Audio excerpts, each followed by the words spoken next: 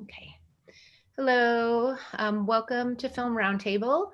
Today is March 14th, and we have a really exciting talk today. I'm really looking forward to getting into. Before we start and before I introduce our two beautiful guests, I just want to take our moment of silence that we do on every Film Roundtable to honor all of the 2,661,957 worldwide COVID deaths. And in the United States, we're at 546,661.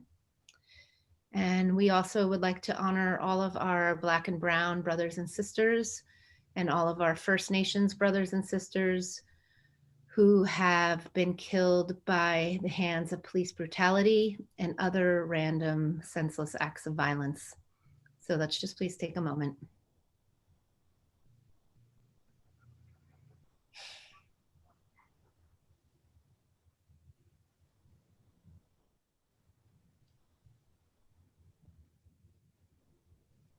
Okay. Thank you so much. So today I have two women with us who are working on a film project together called Wild Darling Sings the Blues. So I'd like to introduce Nova Scott James, who is a filmmaker, healer, creativity, and innovation doula. And she's from Harlem, and she is the founder of the Wild Darlings Healing Arts Collective. And we also have Grandmother Sangoma. She's the elder and the guardian of the Wild Darlings. She is the daughter of the Yoruba, Bambara, Dogon, and Cherokee people.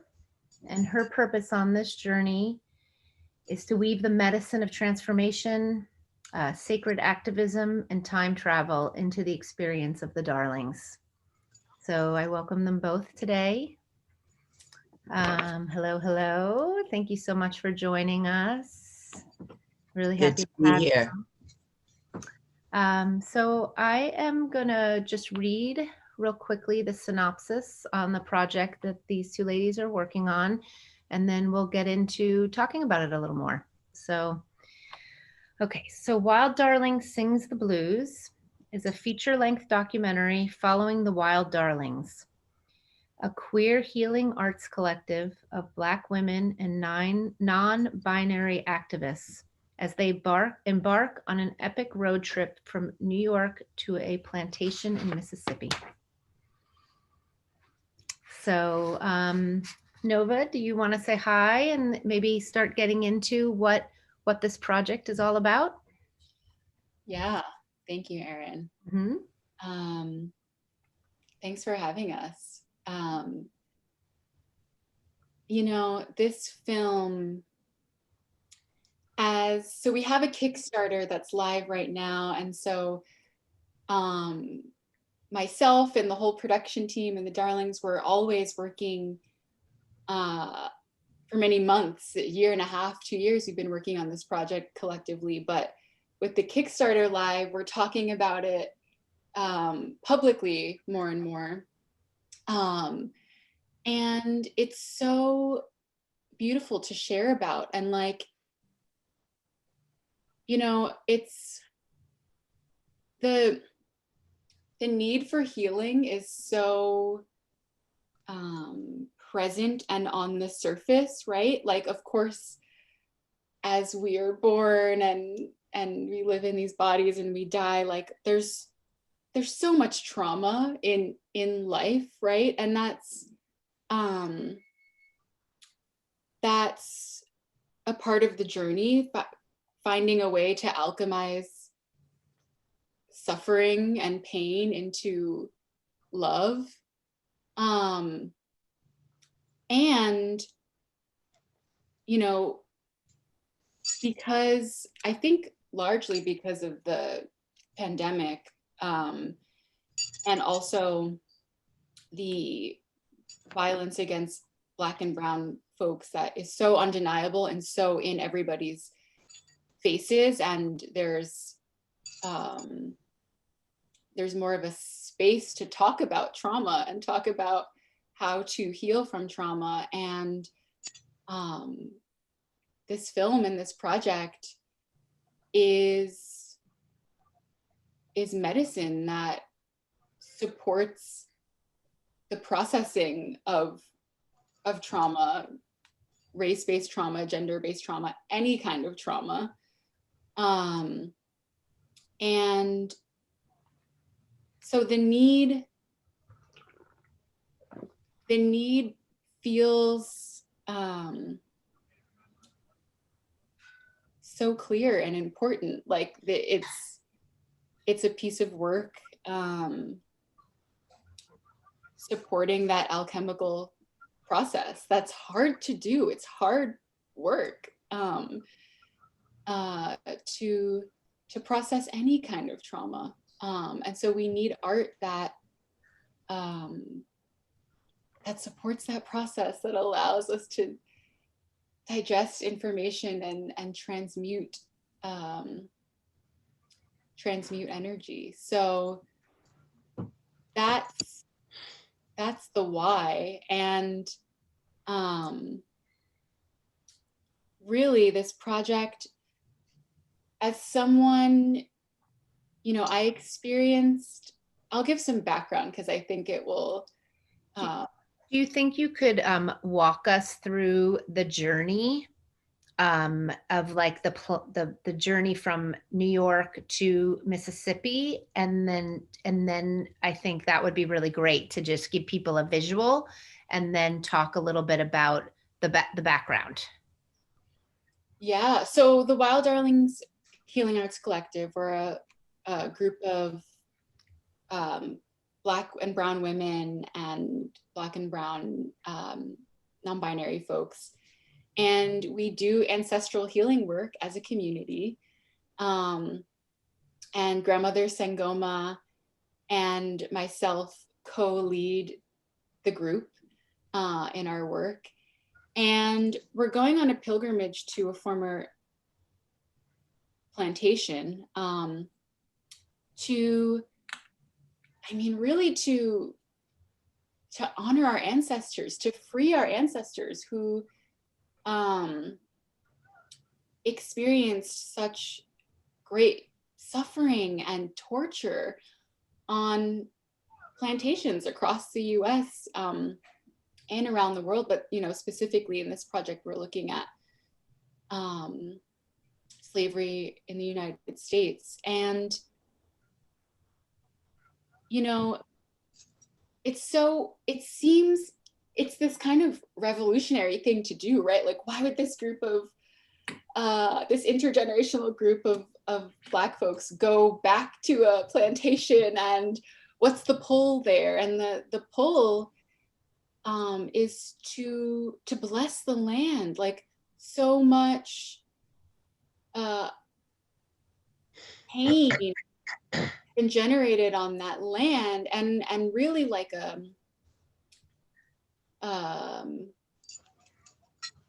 a spell or curse, you know. And so to break that, you know, you have to work with the energy that's there, and some of that energy is dense and heavy and painful, and it can totally be worked with. It can be transmuted and made into something filtered through the body, through the spirit, right? With embodied love and with embodied wisdom and with magic, and that's the alchemical process. And so on the plantation, you know, we'll be doing some ritual work, meditation, embodiment practices, making performance art pieces about our ancestors, for our ancestors. It's all for them, and generating that healing that really goes, you know, many generations back and many generations forward. That's what this film is about. And to do that with the earth feels like that's one of the, I mean, there's so many keys and codes that make up, or that kind of open these like different portals in the film, but the working literally with the earth, the soil, the trees on the plantation, that is, it's really like the earth is holding the work, holding the whole project, holding the spiritual work, the creative play and magic. Yeah, it's being held by the earth. So that's why, you know, for the past year, we've been doing our work together, the Wild Darlings Collective, on Zoom, which has been such a blessing to be able to continue our work together that way. And to go be in nature, and make this film on the plantation is what's needed. It's such a key ingredient in the healing process. Thank you. Grandmother Sangoma, can you let us know a little bit about what your role is here with working with Doula and what you're going to be doing? Absolutely. And I do want to just appreciate you and hug you from here. And I love the practice of holding that space and that silence at the beginning. And you know, I'm really going to be very firm about that. I just, in an acknowledging way, like you did, because at first I felt like, well, when we call the ancestors, it encompasses all of that. But I know that I went to sleep last night thinking about the 27 million, or the settlement for George Floyd's family. And I thought, wow, okay, so there's the trade-off. And part of the work, in answer to your question, part of the work I do, being a child that was born in the call, born with a foot in both worlds, is I tried to just reach out on the web of spirit to George and understand how that felt. Did it feel like many of the souls Nova's talked about? Yeah, just this is the price you were sold for, nigga. Okay. And no, it didn't. And it felt like not a peace, an inner peace that soul feels in their movement away from this life and what is left behind and left to his daughter and left to his family. And the first thing that just came up in my spirit was like, isn't it great that something was there? And consider all the other people of color, men in particular, that left, and no one was prosecuted, no one went to jail, no one got paid, nothing happened. Their family had a funeral, they buried them, and that was the end. So I just wanted to take that moment to appreciate it, and to also preface everything that I'm going to say in kind of dovetailing what Nova has just given, that we are our ancestors' wildest dreams. And the amazing gift that my destiny presents at this point in working in this project, as literally a grandmother of 12 and a great grandmother of 3, and a cultural arts educator who has spent a lot of time in the woods, some of which in Oyotunji African Village with people of my own community, and more, much more of which would be with non-melanated souls, in which you find yourself one of maybe one alone, or one of 2 or 3 people of color who are, some of us would say, perpetuating the ancient skills and teachings and medicines of our ancestors, and others would say, I don't know. That's when it gets into that conversation of cultural appropriation. So anyway, we dangle out there now on all the BIPOC circles, and the Jedi, justice and equity and diversity and inclusion. But our role here has so many layers as a traditional priest of the ancestors to embody the joy and the celebration at a level of like the end of the story. It's almost, and I say this in a number of our interviews, that, you know, this story is not new. This story is far from new. And so you could go to, you know, Billie Holiday, they have the new one out now, the United States versus Billie Holiday, or, you know, Josephine Baker or Dorothy Dandridge. I'd be a long time trying to just even drop a hat in terms of the stories that have been told. But the difference, I do believe, for this particular film from those, and it's a big one, is that you left the theater with a certain level of empathy and a certain level of more knowledge than you had. But the bottom line was, the Wild Darlings that we're celebrating right now, when that screen went to black, they were still in a period of victimization. There was no triumph. There was no regenerative. You very hardly saw what, if they had children, or what their next generation looked like. You know, so many.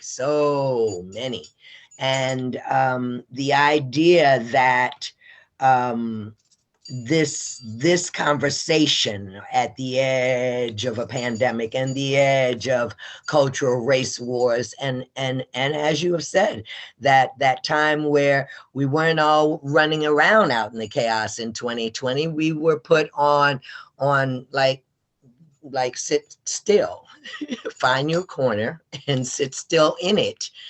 And as we read to a lodge of grandmothers last night about the inner self from Jaya John, daughter, drink this water, which is like my new favorite friend right here. It speaks very much about, for something I know as a cultural arts educator, is that nature heals itself, much like the human body. When people break a leg, that leg doesn't stay broke for 20, 30 years. This conversation that we are opening the can of worms for, people have, and still, because we don't, the rug hasn't been pulled up off of all of the human trafficking. They very quickly, you know, hush, hush, hush, that Epstein piece away, hush, hush, hush. And so, the idea that this particular healing collective, Wild Darlings, is empowered in a way by each other, by the director, by their personal stories, by a number of factors, by their ancestors, by all of our ancestors, to not only pull the rug back on the dirty little secrets no one ever was comfortable talking about, whether it looked like incest or sexual child abuse or trauma, or what's going on in the cages with the kids down at the border right now. Okay, so you can just go round and round and round, and I feel extremely blessed and highly favored, as my ancestors would say, to be a part of Wild Darlings Sing the Blues, because I have witnessed firsthand the amount of healing when that rug is pulled back and the light and the oxygen can get in so that the healing can happen. And as Nova has said, you know, this movement back to a plantation in Mississippi, well, don't we wish we could go to them all? But by filming it, by having a movie of what actually stirs and goes on there. I mean, the last time that I saw this, it was in a movie, Sankofa, and that was a pretty tough movie to watch. This one, we then just I'm assured. I'm assured that all of the production team and all of the cast, we each recognize, whether spoken or unspoken, that the Miss Anns of the house, whose husband was raping who knows how many others, and the fact that, you know, any of those others he was raping were the very women that were breastfeeding their own children or healing them from scarlet fever or whatever, for the unrest. And I have been spiritually involved once in stepping upon, it's like stepping upon Wounded Knee, or stepping upon a place where massacres have taken place and bodies are just used, tossed, killed, and thrown to the ground. And if you step there energetically, empaths feel a certain energy of an evolution that has been waiting to happen. Those beings don't want to be harnessed in that manic massacre in the earth realm. Their light wants to be freed. It doesn't want to be stuck. I see this work as a part of that. And I see that as a very, as Nova said, very acutely, it's revolutionary. It's revolutionary for giving others permission to no longer be silent. It's revolutionary for all of us that are in search of the healer within to say, well, wow, okay, I can see how that works and how that would work. And I could try that, or I could try this. It's like going to an all-you-can-eat buffet to not only come and see a tragic story, but as equal to the story or the tragedy is the wheel, the beautiful wheel of healing. Kind of like, you know, I have two daughters that live in New Orleans. I know what their lives were like immediately after Katrina. I do. And I know the neighbors on their granny street who didn't make it. I know the ones that drowned and died there. And yet, I go back to New Orleans every year now. And the way in which my daughters jumped back into their birth city and said, there's something still here, there's life still here. And people who are born here, this is what it looks like when you preserve that which you have come into. And so that's an amazing thing that I don't think our world has seen or witnessed in a big way like this on a big screen, to see women who were in a darkness that where they, for a time in their lives, a good portion of growing up, did not have the good fortune or the privilege of others to have this amazing light or this amazing support system or healing process just handed to them. They had to search and find it themselves. They had to co-create it together. And so I see this project very much as a culmination of all that living. And as Nova said, all that pain being transmuted. And that's like, as our Big J would say, that's fire. That's when we lit. You know, that's when we have touched on something that hasn't been touched on, that will ripple out into the healing of others forever. And that is amazing. That is really amazing. Thank you so much. That's very powerful. It really resonates so deeply in me for many, many reasons.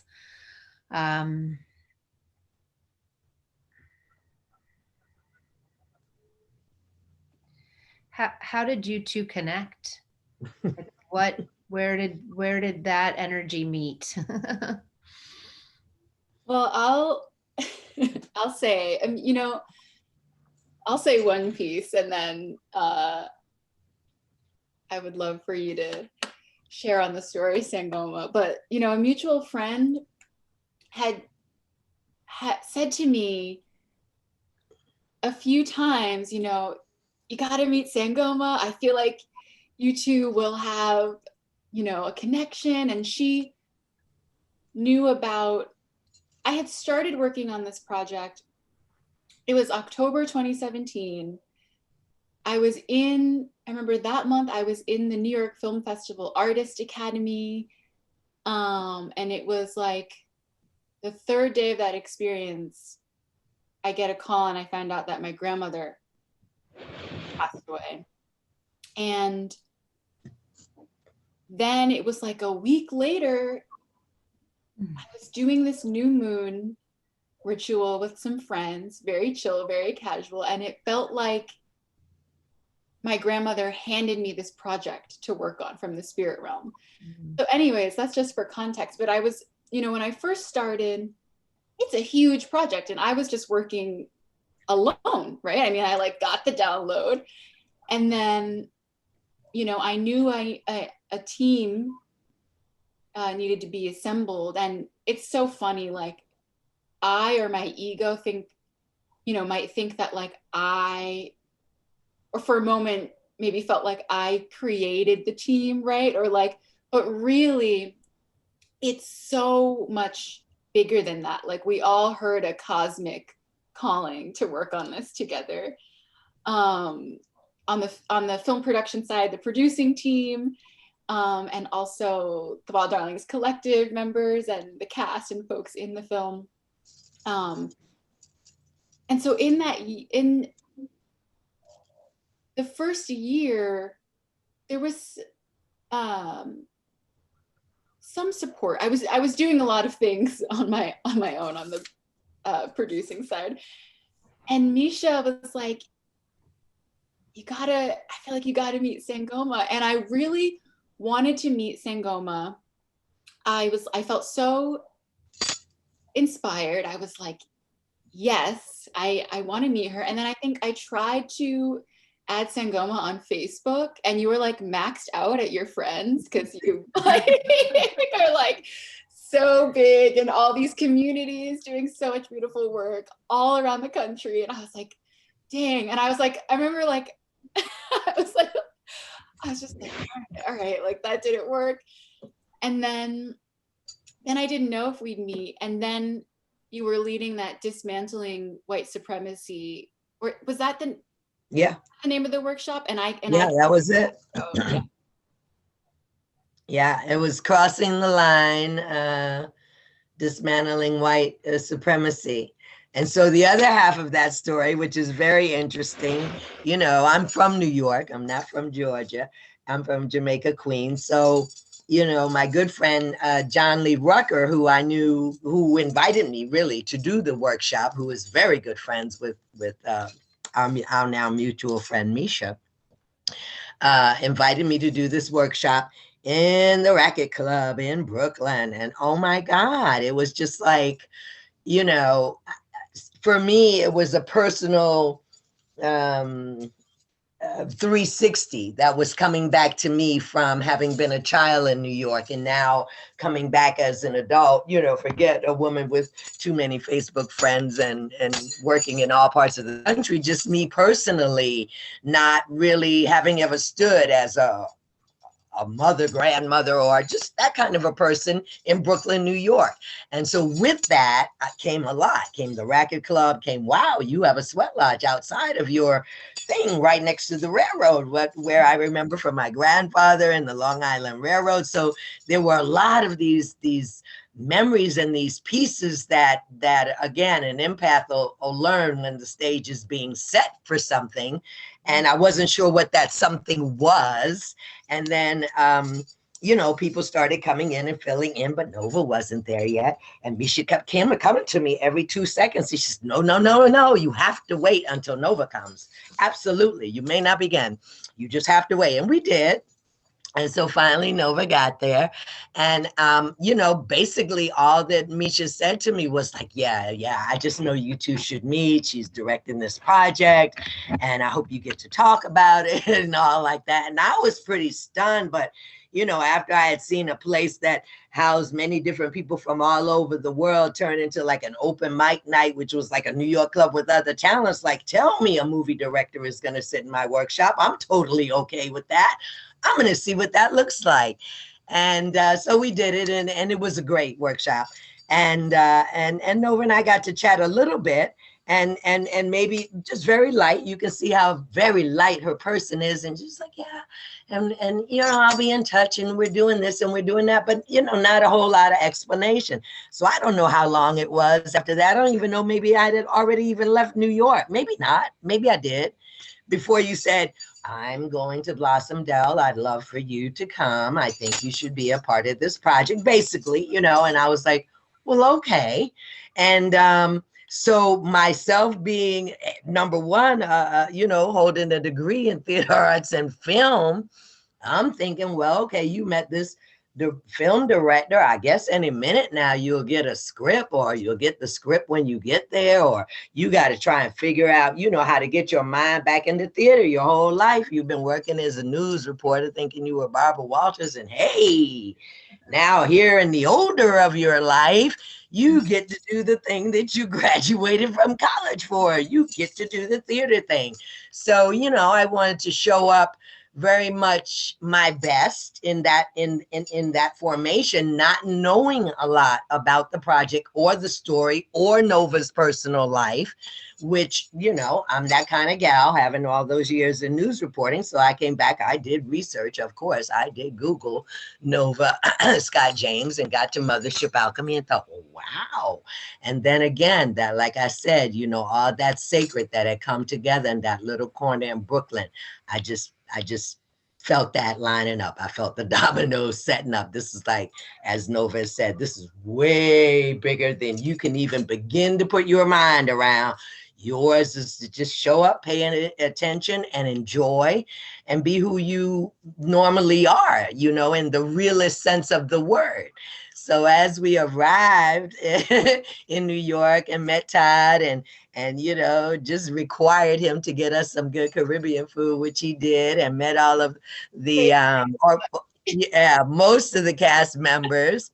And all of us were right at that edge of, here we are, this is the real. There was no one holding back. We stepped into footing with one another as if we had known each other all our lives. And so I'm watching this go down. And by the time we get to the land and what I would, you know, I'm again from school, I'm waiting to get to the round table and the read through and the scripts get passed around and everything, but that didn't happen exactly. We all sat down, and more of this cohesion, more of this essence of, you know, where, and I've used this phrase, well, art imitates life and life imitates art. And like, that was the real deal. Step to it right here. Like anything that is inside of whatever theatrical bubble that we have created here, it is in your depth, your authentic self, each of you, and what our vulnerability is willing to open up in each other, what we trust each other with. And that was very interesting.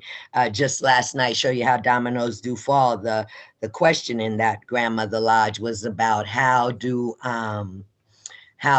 we make good boundaries and guardrails, and also be kind to one another. So it was that case. It was a growing case of exactly that. I think that every darling present came by nature of the way they live their lives with a certain amount of boundaries. I, on the other hand, don't really have, I'm at home in the woods. It's my job there to do sweat lodge, do ceremony. So I'm fully at home. I don't have a need to have boundaries, and I do not have any trauma in my childhood. So I don't have a shared past. So it identified this meeting of Nova very quickly for me as an amazing teacher, amazing gifted one walking in my life, whose journey I am able to learn from, to really learn from, not only personally, she and I as friends, as sisters, but as craftspeople, as artists, to almost be able to sit in the corner, in every corner of another person's life, is something that I think this project is also modeling moving forward for people, for the next parts that come after us. When they look in upon this collective, that's what they'll see. They'll see that we were willing to mend areas of trust that had been broken with others, that we were willing to step in a safe space with each other, to do something that didn't serve any just one of us. It serves all of us. And I don't know. We cry a lot, we laugh a lot, we giggle a lot, but because we live in that fine place of knowing what an honored space that is, and how many others, as Nova have said, have suffered because they could not find that community. They could not find that level of support. So I hope I answered you. It was a good story. We'll remember it for a long time. I know Misha well, the Racket Club in Brooklyn will. I'd love to expand on some of the things you shared, Sangoma, and I just love hearing that story always. Sangoma, could you turn your camera on again? I think you went dark for just a second. Oh, did I go away? Yeah, because of the service. Okay. Yeah. And I All right. also want to I want to say something too, but go ahead, Nova. I just have an interesting quote, but go ahead. Oh, awesome. Well, I just want to share with folks that, you know, when Sangoma and I met, I asked her to come be in the film initially, and we shot a proof of concept. You know, really, we went into the woods and created a healing sanctuary in August 2019, and we filmed that whole experience as a proof of concept. And we were showing up to do the work, right? And so yes, we were making a film, and if a film never got made, or whatever came out of it, it'd be totally perfect because of just the beauty and power of the work that we did. And now, actually, from that, from the healing sanctuary, we made some of that footage we've used to share as proof of concept for our feature. And then we also created a short film that's in, we're negotiating a distribution deal for the short right now, which is super exciting. But I also wanted to say that Sangoma moved from being, you know, only one of the cast members to also being on our production team, which has been super exciting. So just to speak to what the collaboration looks like and how it's transformed. Did you know the other Darling sisters beforehand? Like, how did you put together the group of you? Were they people that were already in your life? Were they people that showed up around the time that you know, obviously downloaded this vision of this project? And then did people start coming into your lives? Obviously some people did, or did you know a lot of these sisters already? Definitely both. Some folks I had beautiful friendships and relationships with, and then other folks, like right when I began the project was when I met Timmy, who is one of the women in the collective, and it was just like, boom, so clear, such a powerful sisterhood and collaboration, like so dedicated to embodied wisdom and sharing healing gifts. In particular, Timmy's craft, and one of her tools is using her intuitive gifts through leading shamanic drum journeys, and they're just so incredibly powerful to experience. Is she the one from Trinidad and Tobago? Is it that woman? Yeah. Timmy's from Trinidad. Yeah. And so, yeah. And so, you know, one like Jolene, another collective member, we were best friends in high school, the first day of high school. Oh, wow. In Harlem at High School for Math, Science, and Engineering on City College's campus in Harlem. And we met the first day and have such a soul bond. We were president and vice president of our class, and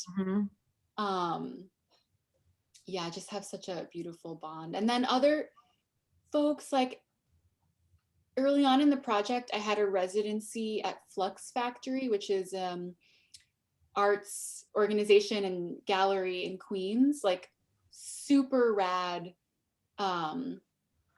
organization and community of like incredible artists from all around the world. People come for residencies there. And so I was working at Flux, and then a number of folks like Do and I had residencies at Flux Factory at the same time. So we met, we had we both had studios there.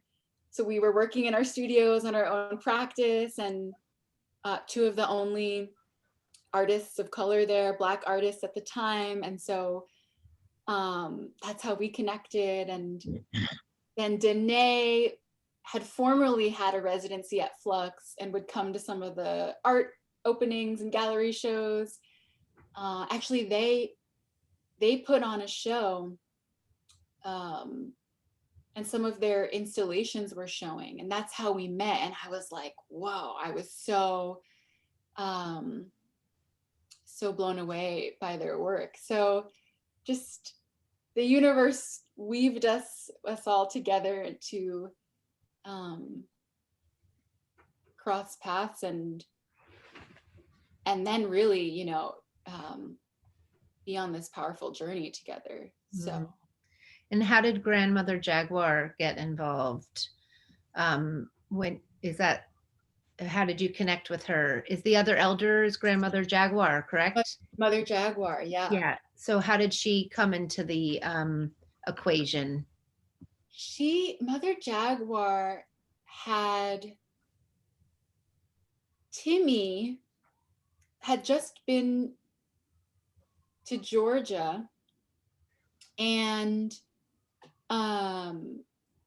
to see a dear friend of hers who's also dear friends with Mother Jaguar, and she ended up sitting in a hape ceremony with Mother Jaguar, and they just had such a bond, and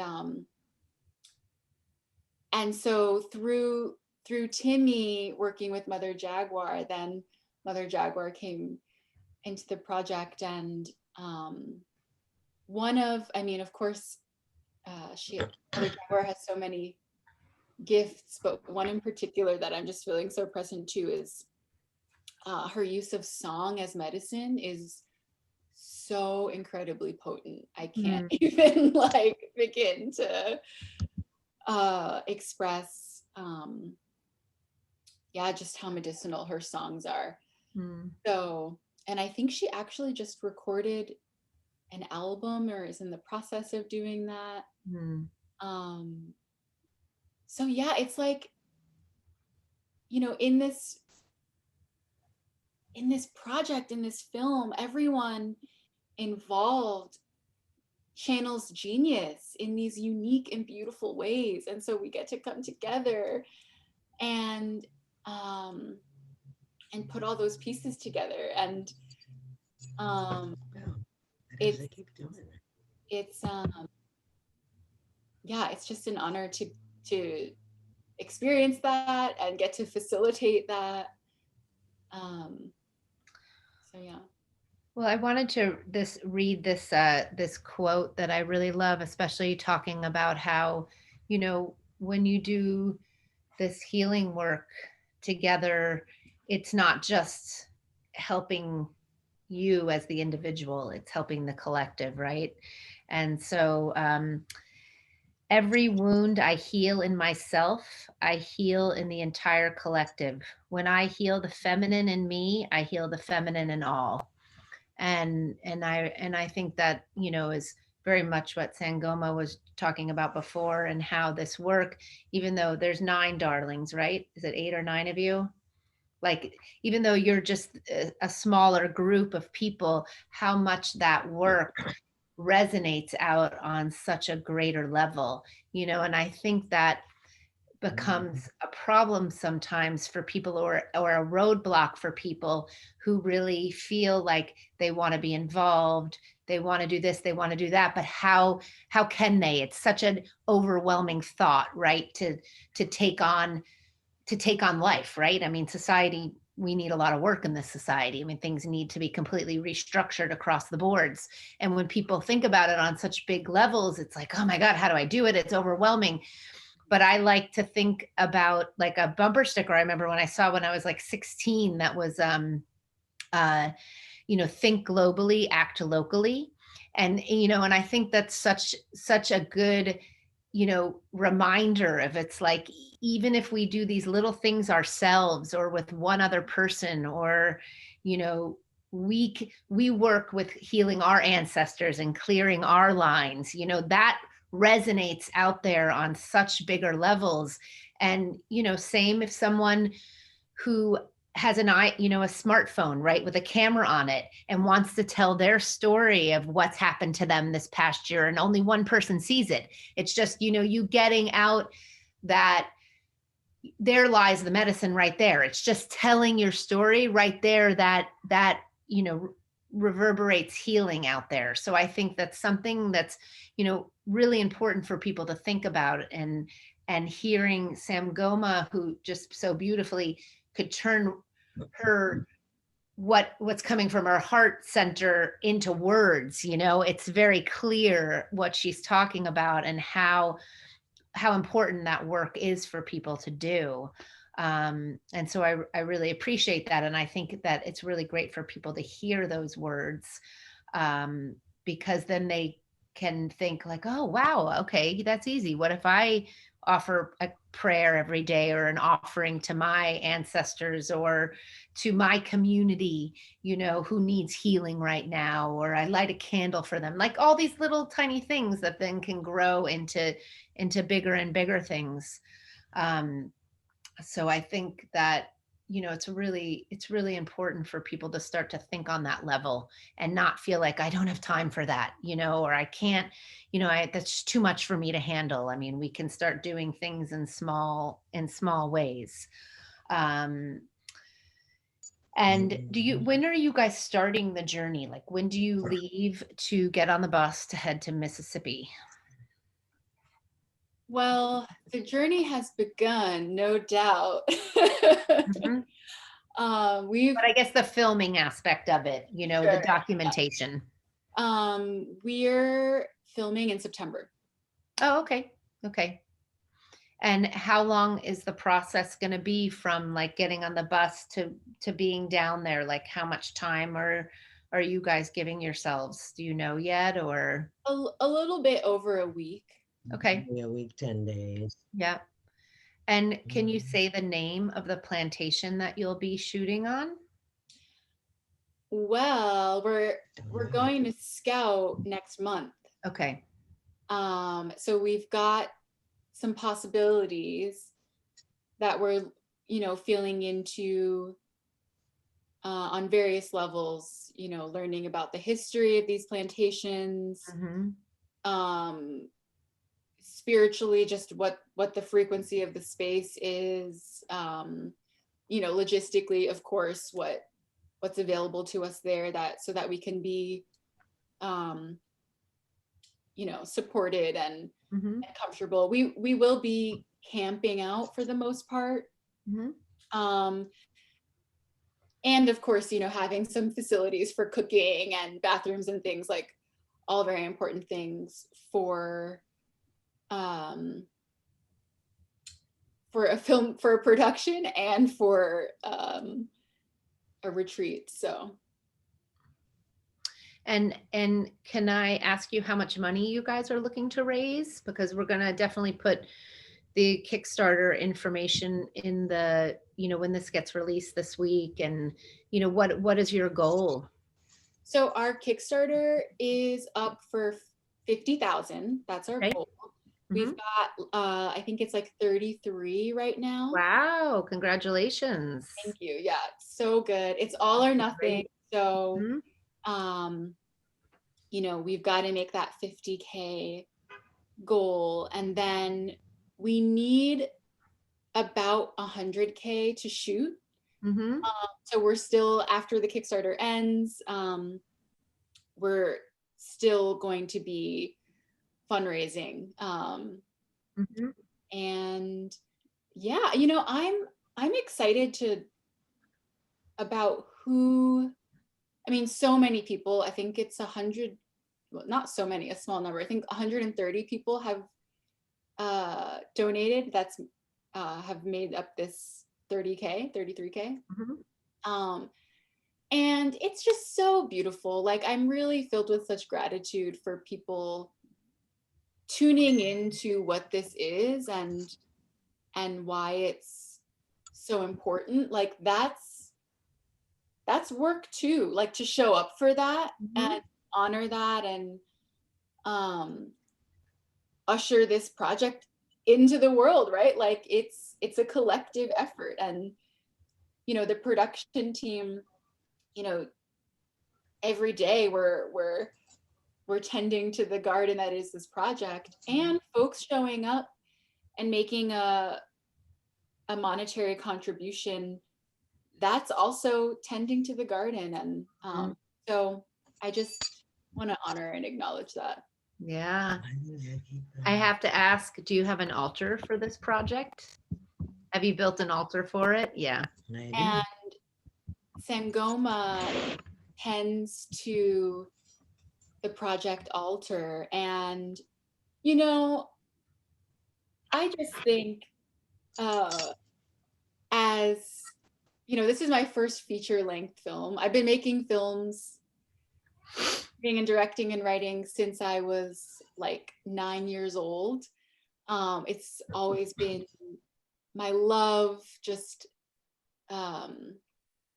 such a huge blessing in my life, and has supported my healing in so many ways. And like, to be directing my first feature film and to have such a powerful team of people, and to have Sangoma as a co-producer and collaborator, and Yoruba Priestess tending to our project altar, like, how cool is that? Like, my ancestors just like, Yeah. they arranged things so beautifully. I couldn't have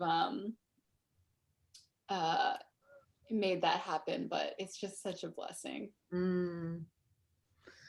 Well, I do want to say something. I know we're getting close to our time, but I want to read that Carl Jung quote, because I do feel like we should mention that, you know, the work that you're all getting into for this project is not easy work, right? I mean, it is work that, you know, all of you, for the production, the grandmothers, the darlings, you know, this is going into some really painful places that we have to sit with to heal, you know, and move through and release.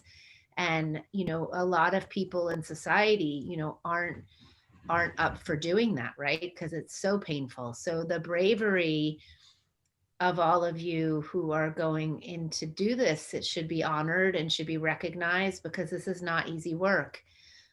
You know, we do know going through that, and the only way through is through. And when you come out, you have so much space for so much more, right? So I just want to take a moment and honor you all for, you know, really doing the work, you know, and really grateful for that. And so I just want to say, hey, Lily, stop. Sorry, it's my dog. And she also does shadow work. So she's feeling a little sensitive right now. So I just want to read this quote, because it's in Nova's treatment for her project. And it's quite a beautiful quote, and a very profound, from Carl Jung. There is no coming to consciousness without pain. People will do anything, no matter how absurd, in order to avoid facing their own soul. One does not become enlightened by imagining figures of light, but by making the darkness conscious. And I think, you know, this year was a very profound year for probably many people who'd never really thought of what a shadow is, and probably still don't. But, you know, there was a lot of pain coming forth this year, and also a lot of healing. But people sitting quiet and not able to avoid what needs to come up, you know, especially in this country. You know, we live in a country that's people are now waking up Ew. to the fact that we're built on lies and massacres, and that's a really uncomfortable place to sit, especially for white people who've been avoiding this for so long. You know, obviously Black folks have been sitting in this, and Native folks for a long time. They're not foreigners to this pain. So, you know, really appreciating you both and your teams for doing this healing work for your people. Like I really feel, I feel it. And thank you so much. You know, thank you so much for sharing all of this. And if there's any last words that you would like to share before we close out, just to be mindful of time, it's 1:06. And then I would like to have you both back on when you're done, because I'm sure you're going to need to raise some money for post, and it would be nice to just hear about the experience, you know, after the fact. So, but please let me know if there's anything else you'd like to share before we close out. I have just a quick question, and yes, I will do a commercial wrap because I love to, and then people know where to go to get more about the darlings. The question is, the quote that you read before, the Carl Jung one that you just read, that was an amazing quote. And where did it come from? Whose is it? You know, I don't know whose it is, but I found a friend of mine shared it with me on International Women's Day last week. And it just resonated with me so much, because I feel the kind of collective healing work I've been doing for myself for years is, you know, really resonates out to other women, you know, or for myself, I feel it resonating out. So I'm happy to share it with Nova, and then she can share it with you. Yeah. Yeah. Absolutely, if you would do that. And I just want to, you know, put a phrase in there. And I started to say it at the beginning, right after we came out of our beautiful pause in remembrance, that, you know, if I were sitting with anyone that would be watching what we just recorded here, I would say, okay, hit the pause button right there. And now go over to the Kickstarter link and really look at that video. Really look at it. Not maybe once, maybe twice. And then you will have a fertile soil in your garden from which the conversation you're about to hear between the three of us will grow. And you know, we've had a few trailers, we've had a few videos. By far that video that is included in our Kickstarter campaign is rich for all of the reasons that we have discussed here today. It's also rich for the people who are maybe not as familiar with shadow work as some others. It's also rich for the fact that, you know, people would ask, yeah, we know the horrors of yesterday. What does that have to do with today? Our producer Floor just did an absolutely phenomenal job. Oh, I realized how I make my picture go away. If I hit the space bar, it does it. Okay, I won't do that again. The other piece is that we have the Kindred of Sangoma YouTube channel, which you can find all 4 episodes of Meet the Darlings. And this past Saturday, the production team recorded Meet the Producers. And I found that hands down to be just an excellent conversation, kind of like today. I like to look back at them myself because, you know, part of me sits here in spirit, and then the other part kind of glosses over some things that I'd want to get into deeper and go, yeah, and really chew on some stuff, because that's the part we have to move forward. I'll say this and then I will conclude that if we are going to do something different in who we are after 2020, we cannot pick up the old habits that we had before 2020. And those habits included, you know, throwing money at something, or writing a text, or very briefly or surfacely addressing something. And so by us giving you all the ways in which you can go in and encouraging you to look at it, maybe not once, but even twice, is to say, chew your food well here. Chew the food or the medicine that you take in, not just from Wild Darlings, but from all of the experiences, because they are all connected in the web that we are weaving to a new earth, to a way of being in our beingness of that we didn't have before. And it seemed like a lot of pain and a lot of lies and a lot of deception. But only then do you know what not to do, what not to hand down to the next generations, and what to just emanate from your soul, just the light emanating from our soul. And that's going to take some practice. We haven't quite had complete dress rehearsals on how to emanate that level of light. If you ask the scientists, astrologers, and psychics, they will tell you scientifically from the level of photon matter coming on to the planet right now. It's different. It is not something we are going back to. A lot of people feel like now they'll just snatch the mask off, get the vaccination, and just go back to happy life as it was. No, so sorry. So sorry. It is not that. So thank you for having us, Erin. It has been an absolute delight. Thank you so much. Mm. Those are such wise words you just spread. It's hard to say anything else, honestly. Thank you. Yeah, thank you.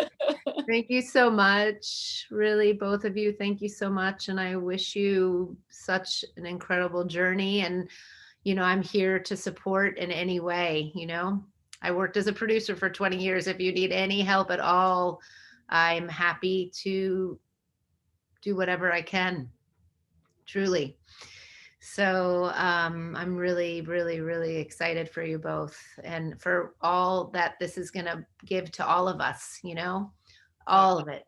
It's gonna be so healing for all of us, because as I know, as a white woman, we have so much work to do in healing our trauma also that our ancestors put on others, that it's so important, and people do not realize that right there is the key to so much healing, is if we can tap in with where we've come from, regroup with the last bright ancestors that existed in our line. And for most white colonizing people, that comes from pre-Roman times. And we really need to go back and connect with them and really weave the light around all of those ancestors that came before me, became before. So it's a lot of work, and people don't even really think about it. And I'm hoping that the work that I want to do is really trying to bring back ancestral reverence and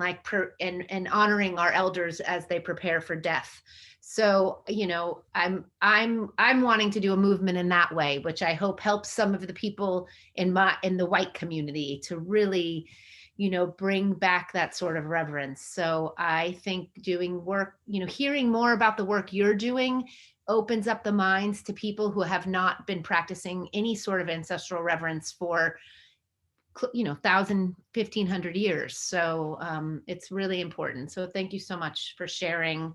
Nova, you and I should go, connect tomorrow if we can, so we can just get this all packaged for when we release it on Wednesday. Okay. Sounds great. Yeah. Okay. All right. Thank you both. Thank you, Erin. Have a great day. Enjoy the day. Bye. Bye. Bye. Bye.